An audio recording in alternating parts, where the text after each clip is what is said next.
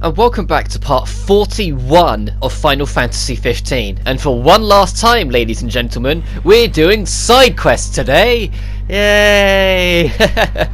To be fair, the free side quests you can do whilst in Crown City are worth your time. They're all worth it for different reasons.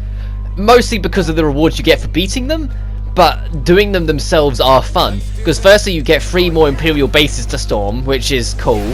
Yeah, none of them are as big as any of the ones in the main overworld, but they are still pretty fun little side things to do. One of them involves you learning a lot about the lore and history of the world and whatnot, so of course I'm going to want to do that, because I love lore and learning about more of a world in a video game. It adds so much to the experience if you know what's going on in some kind of fantasy world.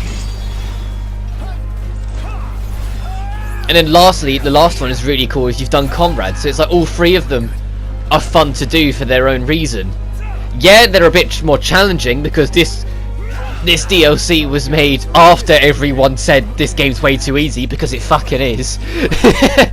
So all these side quests were made to be a little bit more challenging for all the people who had issues with it. But something I brought up last part, right near the start, I wanted to talk about more now, since we've got a much bigger gap of time to do, are the new announcements surrounding Final Fantasy 15. There was a live stream, not yet yesterday, but the day before, discussing the future of Final Fantasy 15 and what they're going to do. Originally, the plan was to do 4 more DLCs, Episode Arden, Episode Aranea, Episode Lunafreya, and an Episode Noctis.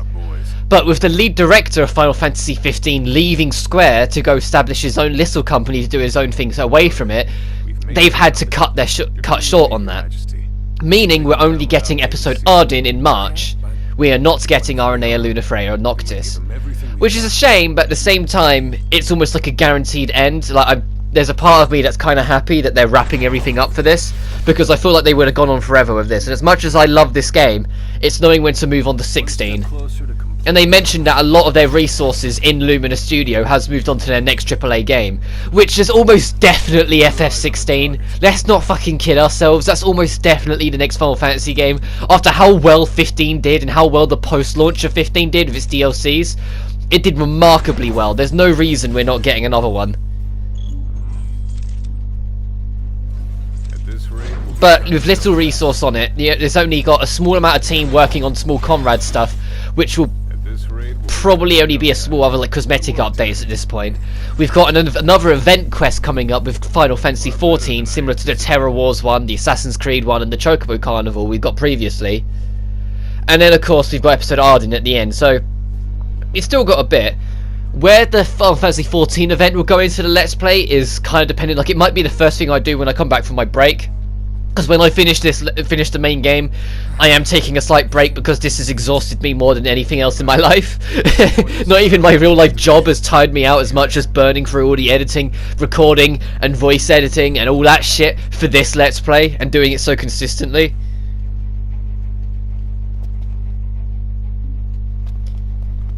That being said, we just destroyed one of the bases.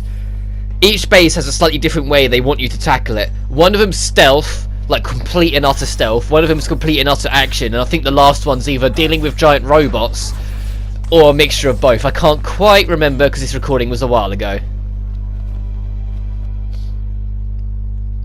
Also, this map is pretty big.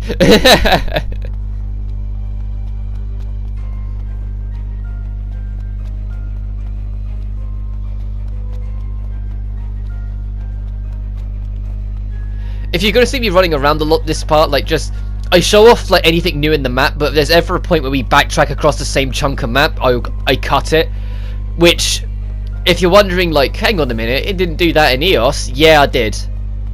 Just, I covered a lot of ground in EOS very early on, which is why for every part after like part 8 I was cutting. But it is something I did in the main game. If it's untraversed land, I don't cut it. It's only if it's already been traversed before I cut through it, because it's just wasting your time at that point. And who knows, you might spot something I don't spot in the recording. Almost every enemy around here, minus a couple exceptions, are demons. The Empire is lingering around as well, so you can fight them. But because if they're demon, the Ring of Lucii can be your best friend, because if you dodge, it uses Holy, and every demon's weak to Holy.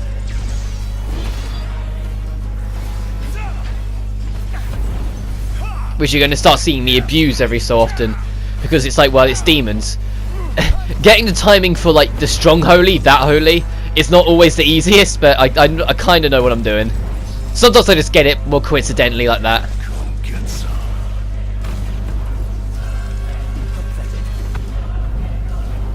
Like the small holies, alright, but if you can get the perfect timing on the dodge and get the big detonation like that, even better.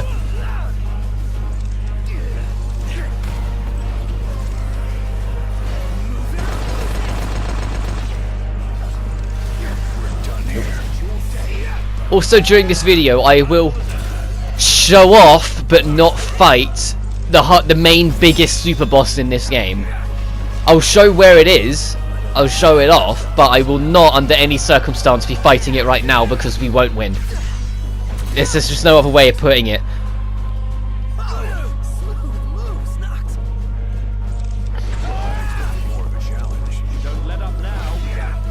Oh, that was Ignis fading out of Ignis again. That was Adam Crosdale just talking Adam Crosdale. There was no accent in that. That was just straight Adam. I don't blame the team for that happening. I don't blame Adam for that happening. It's a big open world game. You're gonna have at least one line slip. Like, not even Red Dead 2 with their 100-hour weeks let it slip by. Like, I noticed a typo. I shared it on Facebook in the end. There was a typo. It went, "Don't worry about me," and the worry was meant OWRRY, where they probably just typed it through and didn't double read it. Like, every open world game makes the odd mistake with little things like that. I wouldn't worry about it.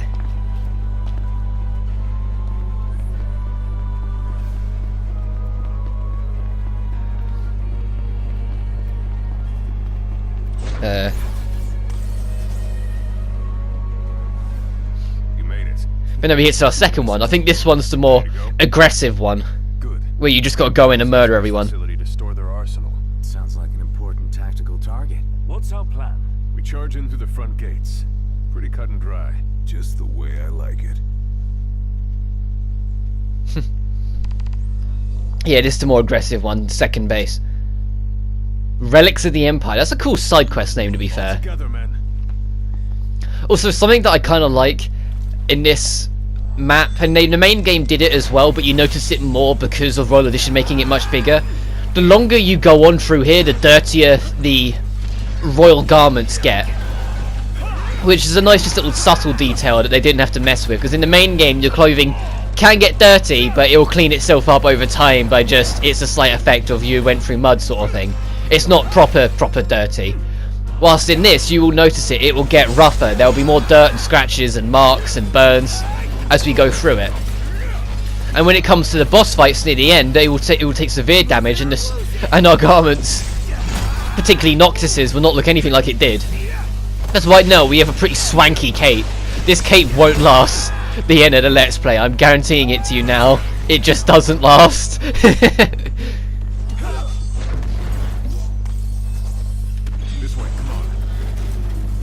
But all you gotta do is destroy them. And there's no time limit of you have to destroy them before daylight, because it's permanent night. You could just gotta win. So just power on through. And also don't be overly careless with the robots, because they will just murder you. Let's do this.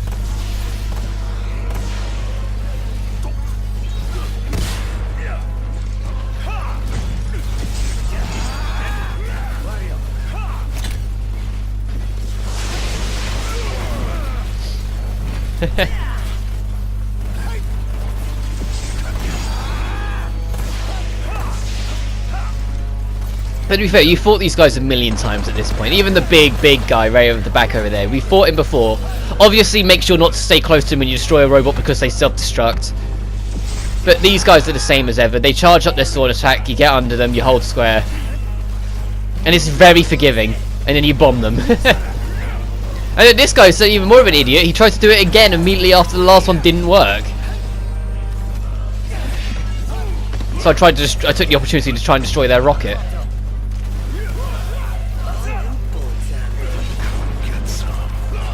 I destroyed something, I saw the break. Also, when you're doing these sections, you can have Core help you out again, as the game almost crashes on itself. I wonder if this is going to happen more often, or whether they're going to fix the stuttering. in the later update with the episode 14 Final Fantasy 14 event.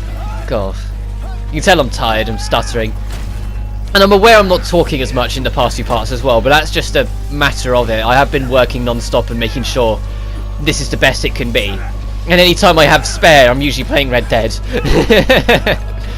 Which, speaking of which, I've finished the main adventure of that now. I won't spoil anything obviously, but I finished the main adventure, so now I'll just finish this and then I'll go back and mess with post-game rubbish. And any video relating to Red Dead that I upload, I will put a spoiler tag right at the start, or at the start of the title if it's spoilery, and not if it's not, sort of thing.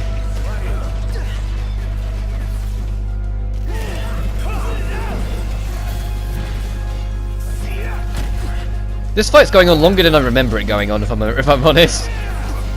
Now, don't get me wrong, this video's like 44 minutes. I know it takes a while for us to do some stuff, but I still was a bit like, I'm sure we finished this fight. I remember the third base taking a while, but not this one.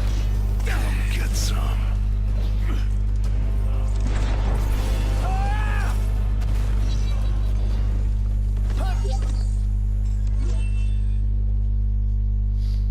But that one's done, thankfully. And we still got a bunch of pictures to take. I believe I do that last just because it's a lot more running around to like the far corners of the map. And one more to go. We'll bust that base in no time. One more base. Once you destroy all 3 bases, it won't immediately give you the victory and say quest complete there. You have to return it, like most side quests in the game, but it's still worth mentioning. Also, like in the first base, if you go right to the back, there's an item here, which is a cool shield for Gladio, if I remember rightly. Yeah, the wizard shield. Didn't realise Donald Duck was here. The only base that doesn't is the last one we're going to, I believe. Come on, let's go. Where do I go next? Also, be careful when you're travelling, because if you get too close to the capital, not the capital, we're in the capital, but like the main big building that Arden's protecting and holding up in, it will automatically start the final sequences of the game, which you don't want to do if you want to do these side quests or explore around and do the odd stuff. I think it's at this point where I start cutting until we get to where we need to get to, because we start backtracking on ourselves a little bit, and just we've been to these places before. But that's that building there. Don't run like too close to it. Make sure you keep your distance ish. Oh no, I didn't cut there. I must have just saved the recording, so I thought I was going on for a while. I wish I knew what past me was thinking. You've got this.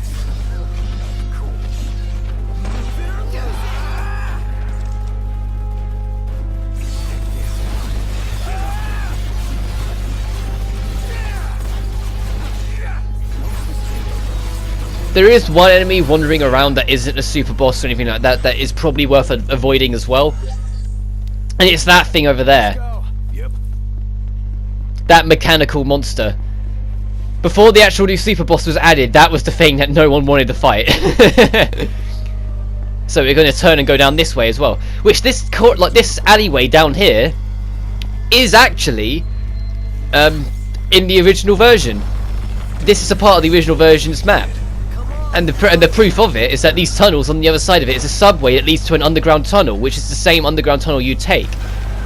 It's also why the road is partially blocked off in the middle there, back where we was, because that's where it would force you to turn left in the original version. It's cool that they didn't get rid of this as we get turned to Toad. Did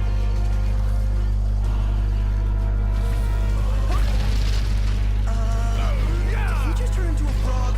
Yeah. But don't worry, we'll turn back. This is normal for Final Fantasy. What's worse is in the classic Final Fantasy games where Minnie existed as well. Getting Toad and Minnie on you guaranteed you were dying from anything in one hit. Even if it was a level 1 basic bitch rat, it was killing you in one hit. Because your defense is so pathetic when you're Minnie and Toad. But I remember the fire crest is down here as well from the original playthrough. Which, to be fair, they don't move the loot for this little alleyway bit here. It's still there.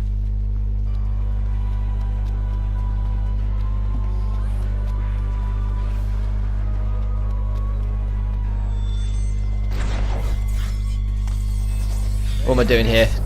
No, it's a Ronin. Oh right, it's at the point where it's like, no, I just want the loot, I don't want to fight the villains. Oh no, this is a Yojimbo, this is a much bigger Ronin. Okay. Well, their size is the same, but their moveset is slightly different. They've got more tricks in their arsenal and more instant kills. So they're slightly more dangerous Ronins.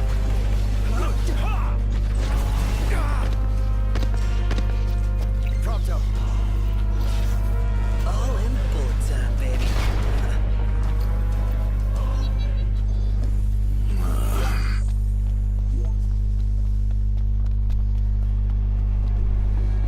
And this is cool. There's a crashed, like, abandoned Imperial ship here that you can go into. And if you get right to the back where the item is, a dynamo, which I think is for Quint's cast. Let's take it down to the underground. Speaking of underground, this is what I meant. You can only come from this on one side, though. If you go to the other side of it and try and go back through it, you can't. You have to press the button on this side. On your first run through here, you have to kill the enemies because it won't let you interact with the switch on the other side. But every return after this, you don't have to. I'm saying this because I forgot. You're going to see me completely trying to avoid them, get to the switch, realise I can't progress until they're all dead and then have to turn back. You're going to see me get to the switch and just go, oh. And by this point, they've spaced themselves out so I can't just nuke them in one explosion.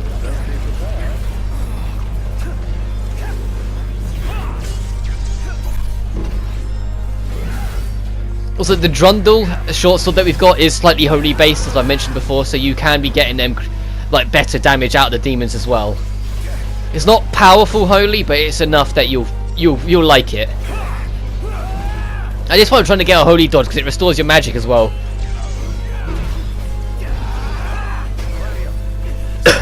And my tiredness was starting to show through in my playing as well. You're going to see me take a lot more shortcuts with the ring instead of just fighting all the enemies properly if I can get away with it. The only exempt being the final bosses, really.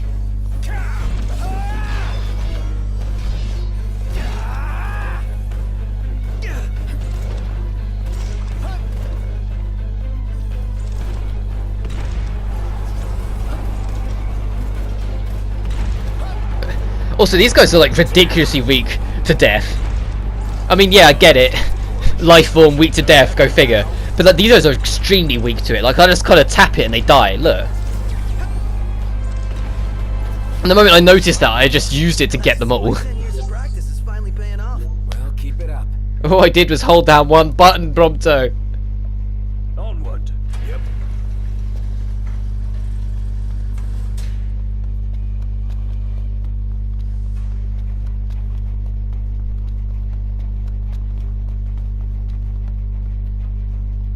But up here, don't go straight.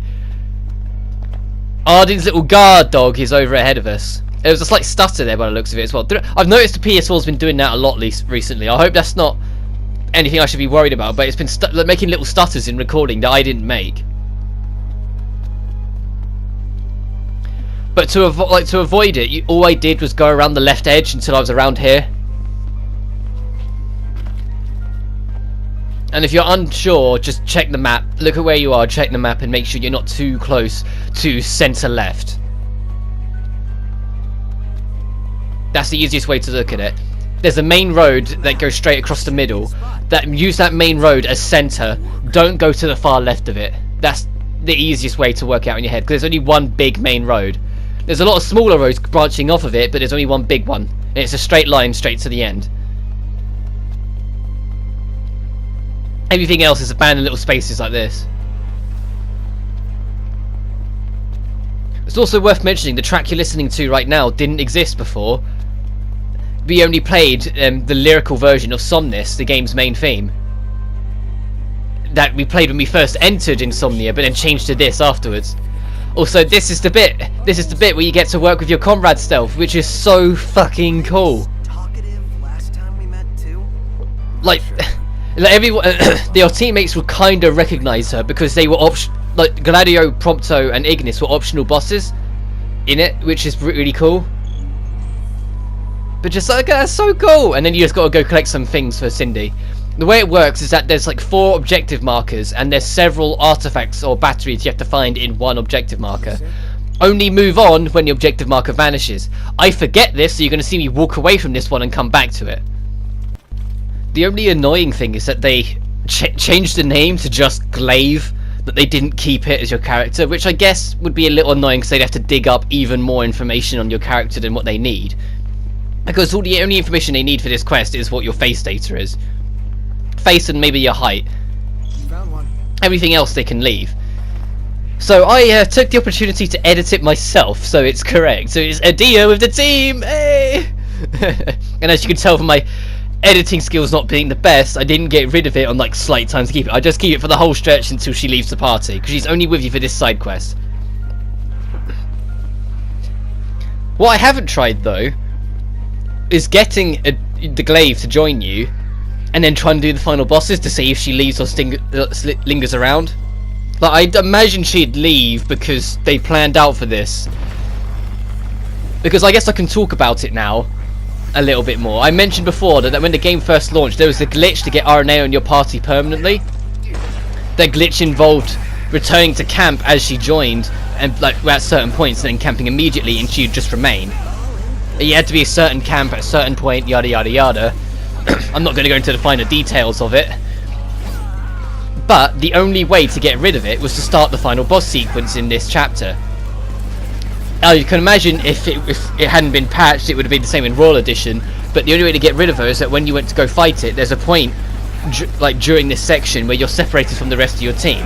During that separation, Noctis is on his own, and when you get them back, there's no RNA.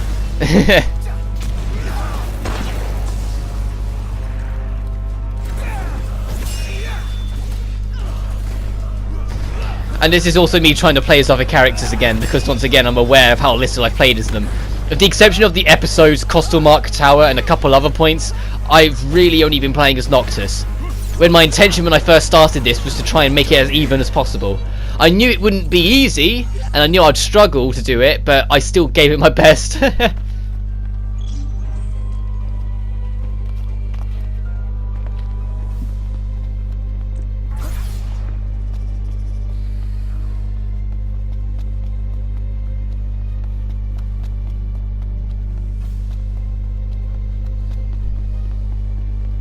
Also, I couldn't find the font that Final Fantasy 15 uses for the name, so I just used the one I've been using for the whole Let's Play, for everything, for Adia's name. Also, Adia counts as a temporary party member in the sense that she can't be downed. If your Glaive's a male, he, but for me, she. They cannot be downed. So don't worry about them, just worry about your squad. And she can warp strike as well, because she does have a Kingsglaive knife. Those little blade things. It's like a curved blade that the Kingsglaives use to get the Royals warp strike, because only the Royals can use it naturally, which is why Noctis can do it with any weapon ever. And it's me just realising and then going back for the last few batteries and going, oh right, there's more here. But the objective marker for that one goes, so there's only these 3 over here now. Which these 3 are annoying to get if I remember rightly. They're a bit... like, none of them are awfully hidden, but they're annoyingly hidden. As we try and avoid an encounter with a Yojimbo. Which, to be fair, the name of the ninjas, some of them do make me crack up, like, Yojimbo! Like, I know it's not supposed to be that way, it translates to something probably better in Japanese, but in English it's just, oh look, it's a Yojimbo. Like, I can't help but find that non-threatening, despite the fact they're terrifyingly threatening. To be fair, that's one thing. If like the next Final Fantasy game when I tackle it, I'm more leaning towards World of Final Fantasy, because I've only played the demo of it, but I plan to get it soon, especially now the Maxima update's out, and give it a good run of its time. But it looks really fucking fun and just light-hearted, but still being Final Fantasy, which is something I don't mind doing. Like, as much as I really want to play 12 would knock the life out of me more than this game did, because 12 becomes the fucking endurance near the end. Don't get me wrong, I really love that game. I've really grown to love that game, but the last act or so really fucking drags. Like, even with the fact that you can run the game at double and quad speed, doesn't change the fact it fucking drags. And that'll be something I'll mention right now. If I ever get around to Final Fantasy 12, the game will be running at double speed for everything but cutscenes, at least. And if it's backtracking, quad speed. Because the game is way too slow and way too bloody long to be running at normal speed for any reason ever. Quite a collection here. It's just not worth it. But only one more battery to find, and then we can take pictures, really.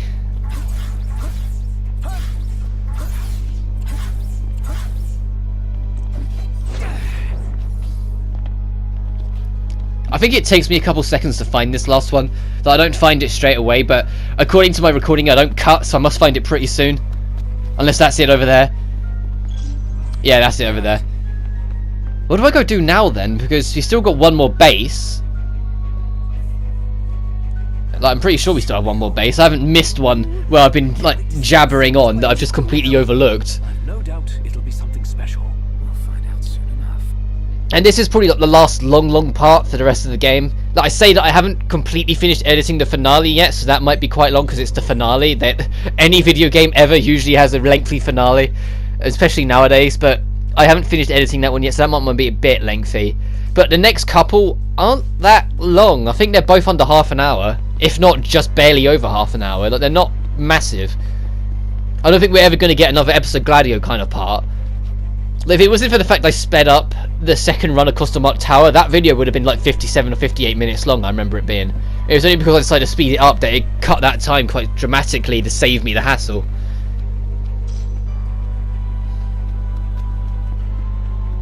And Platinum Ingot as well. They're worth keeping just to sell, if nothing else. But then there's also a few like other things I'd like to do. Like, there's a part of me that wants to do things like Terraria, because I really love Terraria. I've got a really soft spot in my heart for Terraria, but I'm not really sure how I'd go about let's playing that game, because there's no this is the way it should be. You're very much at the mercy of RNG.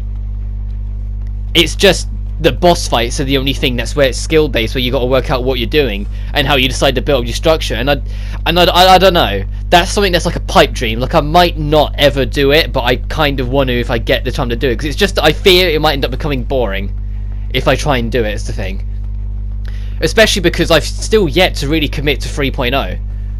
I've played and beaten everything in the main adventure. I've done everything in hard mode, and I did everything in 2.0 when that launched. On my original main save, my original save back on the 360, I had the Headless Horseman's blade, Terrorblade, the best gun, the magic harp, great armor set, and was just rocking out and nothing could stop me. And I loved it. But on the PS4 version, I've got everything but the Horseman blade, because I just really can't be bothered to do that Halloween event. To just grind out that event until you get lucky with it.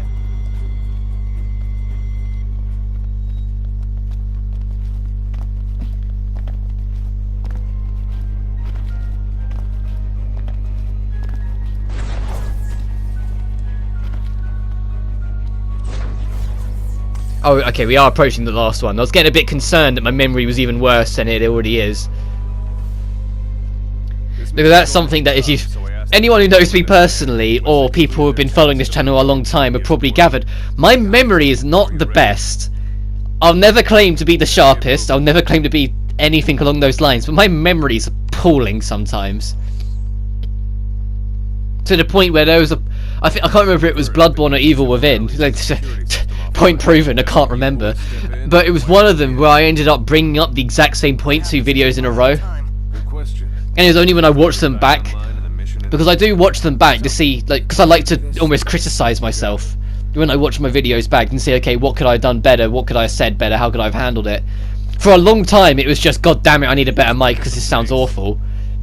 Because anyone that was with me from between DMC4 back in 2015 when I let's played that till the end of Uncharted 2, well, no, my mic was terrible. Like, this one is really good, this one's actually a pretty damn good mic. The only reason why it's still relatively muffled and not that great in quality is nothing to do with the mic, it's to do with the fact I'm recording straight through a PS4. If I was recording off a PC, I'd sound clear as day. It's just the way the PS4 kind of muffles it slightly, which is a little annoying, but I'll get over it. Until I can learn to edit and record, get my own Elgato capture card, or just a capture card of some kind, and whatnot, and this is what I've got.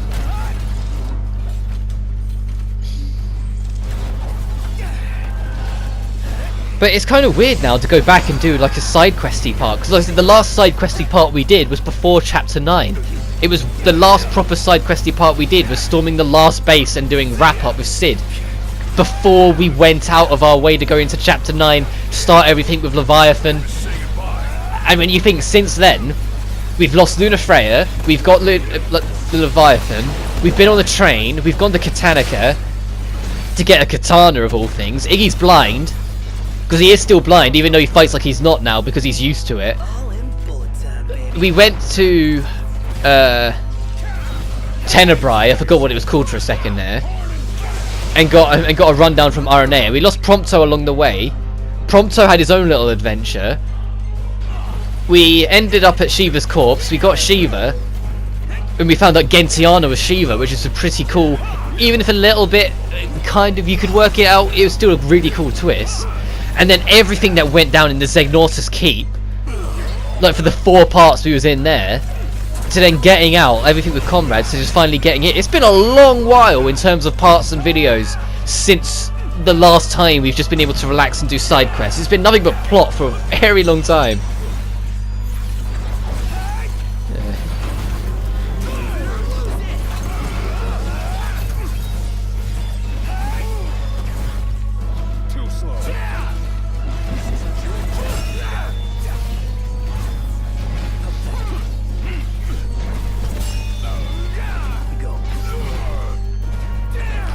But since I'm bored, I'm not bored of this game. I love this game, but since I'm bored of recording because I'm tired and just fucked. Question of the day. So yeah, we're doing that now. Weirdest thing you've never done but want to. Yeah, that's something for you. I have no idea myself.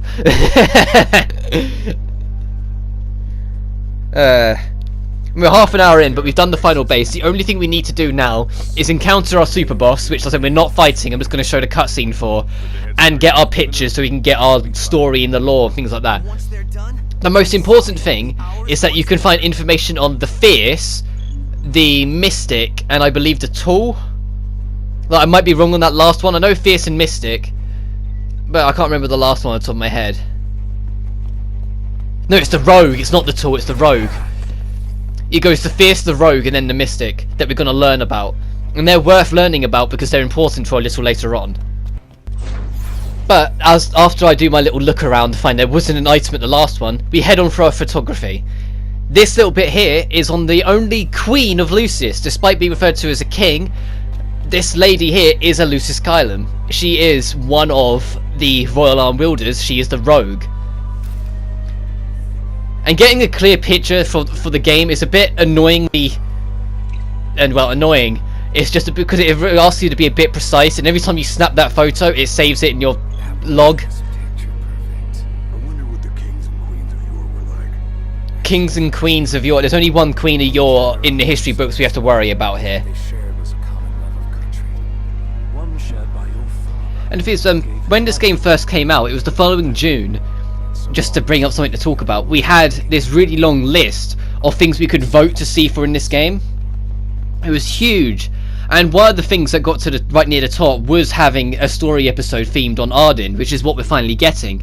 But everything else on that list, well, no, actually on top of it as well was also an upgraded Armiger, but an upgraded Armiger will show off in the post game because you can actually get it upgraded. But everything else, unfortunately, is never going to get to be because of what happened. And this is Tonitrus Lucius Kylum, also known as the Fierce, the most powerful and strongest and most angry of them lot. He was just a really big, aggressive, thick guy, which is nothing wrong with that. Everyone has their different ways of ruling, as long as it's not a straight up dictatorship. There's so much history here. One could argue history was made anew when the old world fought off the Empire's demons. And I like that the team will discuss it as well afterwards. They don't discuss every single one you can find, but they discuss most. Also, now we've got this little bit that I need to show off now. In the middle, across the main road, nearest to the far right, there is this subway entrance here. Annoyingly, I don't seem to bring up the map. Bring up the map, me. But over here is a master key, which will open every other door in this map. And there's also a lift here that when you use the key will take you straight back home to the comrade's base. I know it's not called that, it's called the Kingsglaive's base, but it's where all the comrades from Kingsglaives are, so it's just what that is. Thank you for your help. The glaive was elated to have been granted the honor of serving under the King of Light. Even though she can't speak, she can only talk in grunts. She had to write it down and then tell us. But for this, I'm glad I was able to share the field with we get a special item for one of our members. We get the Wanderer's Talisman, which I believe we just go over ahead and get a second. Oh, who's calling us? Oh no, this is Cindy. Howdy. Heard y'all was back in town. Better late than never. How have you been? Good. Even better now, knowing you're safe and sound. Yeah. Hope I didn't make you worry too much. Only a little. I reckon my suffering ain't even half as bad as what you've been through. Anyway, we got the goods. Much obliged. You see, I'm trying to put together a machine that'll allow us to produce a lot of light without using a lot of energy. Hard at work as always. Just pitching in and doing my part. And you can count on me to pitch in and do my part as well. Well, whatever you end up doing, make sure you don't keep a girl waiting this time, you hear? I'll see what I can do. Anyway, thanks again. And send Sid my regards. And that's the last we're going to hear of Cindy for the rest of the main game. That's not the last little speech you get to have with Cindy, which is really sweet that you get to have that talk, because it didn't exist when the game first launched. It was only something added in Royal Edition. But it's nice to sort of see how everyone did, because a lot's changed in the space of 10 years. That's one thing I'll definitely compliment this game. It does feel like 10 years have passed and everyone's run down and things have changed.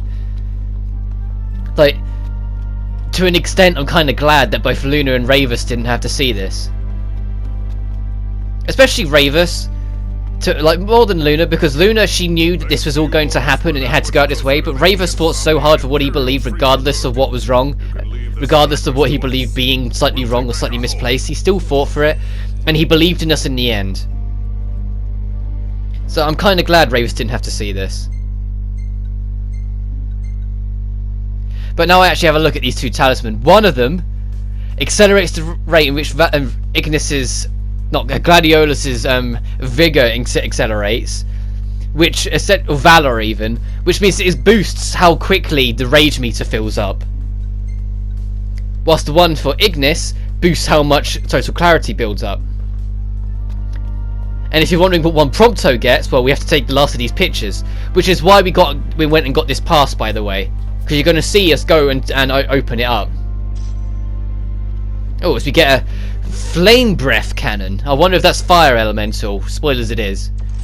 Keep that in mind for later on, because we're going to have, when it comes to the final bosses, without spoiling who they are, you're going to have 2 boss fights in a row that are immune to fire. So it'll be unwise for you. But if you proceed to look around, there's a gate over here where it allows you to backtrack back into where the opening area that we started in when we was finding out, which is where you need to go to get a hold of some more pictures. The only thing I do not show off in this, and it's just because I forgot about it until after I recorded it, so I'm going to talk about it now, is that there is a prototype replica of the regalia you can find in Insomnia, so that you can drive around the odd streets. However, if there only being one main road that's busted up anyway, and a lot of small alleyway-ish roads around it, it's not as worth it as it is. It's just kind of a, oh look, there it is. Not really a use it to get around sort of vehicle.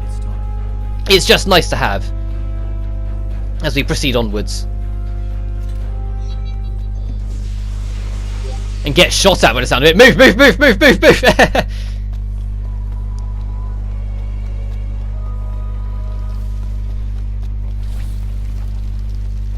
And this guy's respawned as well. Or Fang, whatever it is. And so this is what I meant when we, like, I should have taken a picture of this when we were first here. Like I said last part, because it would have saved us the hassle.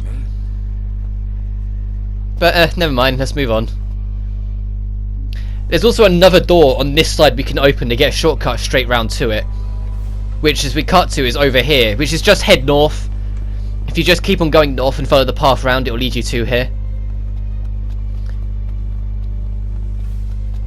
And now we're right near the top, which is another photo we can take, because there's one more photo of another previous Lucis Kylum, which is the last one we go to, and then there's a picture of wreckage we need to take to show just how bad things have got.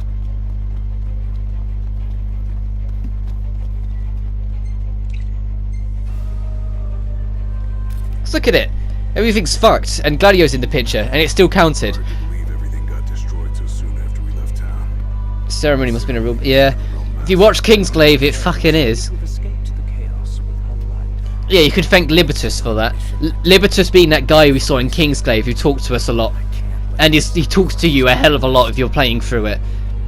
But Libertus is a cool dude, needs to soul survive. This is it! This is the optional super boss. What kind of interdimensional nonsense is this? Bad interdimensional nonsense, I'd say. Man forges a weapon to fell the gods. Omega. The weapon knows nothing of compassion, only destruction. Legends tell of such a device created in antiquity, but I always assumed those were mere myths. Its might knows no equal. The wise dare not cross its path lest they meet their end. Right, now I, respectfully, ran the fuck away. But if you decide to fight Omega now, I'll go through the stat list. When we eventually fight him in the post-game, I'll go through it again. But Omega is level 119 with 555,300 HP, a strength stat of 147,920, vitality is 6,060, and spirit is 7,170. It takes only 1% damage from all weaponry. It takes only 1% of damage from fire and ice, and has a 20% resistance to lightning, and completely drains light. If you use light on him, he will only be gaining health. He is completely immune to every status condition, immune to instant kill, alterna, poison, you name it. Additionally, you can break parts of his body that will slightly lower that resistance. What I mean by this is that if you can break each leg, when you break all 4 legs, the machine will collapse and the eye will weaken. If you can damage the eye enough, the eye will then pop out and you can get ludicrous damage on it and try and wrap up the fight a lot quicker. It loses all its resistances when you're attacking the eye, but let's say it's not worth it. Also worth mentioning, it has an antenna on the top that you can break. If you break it, it becomes immune to royal arms. I'm not joking. It becomes completely immune to royal arms, and it will start racing around the arena at rapid speeds for up to 3 minutes. And if it hits you, it has instant kill properties on it. Actually, that's worth mentioning. Every single attack it has is dark elemental and has chance of instant kill. So every single attack it can whip at you, like a Ronin when you're underleveled, will just wipe the floor of you if you don't expect it.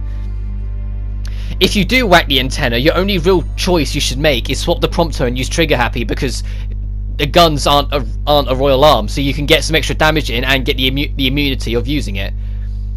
The easiest strategy to win him is to get yourself stuck between 2 pieces of scenery with Prompto and just shoot the shit out of him for about 2 hours. Because he won't be able to reach you. The only attack you have to worry about is his death laser, which he charges up and spends a lot of time charging up, so you can get out, move away, and then move back to. It'll be a very long, slow process, but you can do it. There's already a video of me on my first defeat of him, and it's like nearly 50 minutes long. And that's including me using a hell of a lot of Phoenix Downs and giving it my absolute fucking all. But anyway, that'll do for now. Next time on Final Fantasy 15, we're going to start doing the final bosses. But until then, you guys take care now.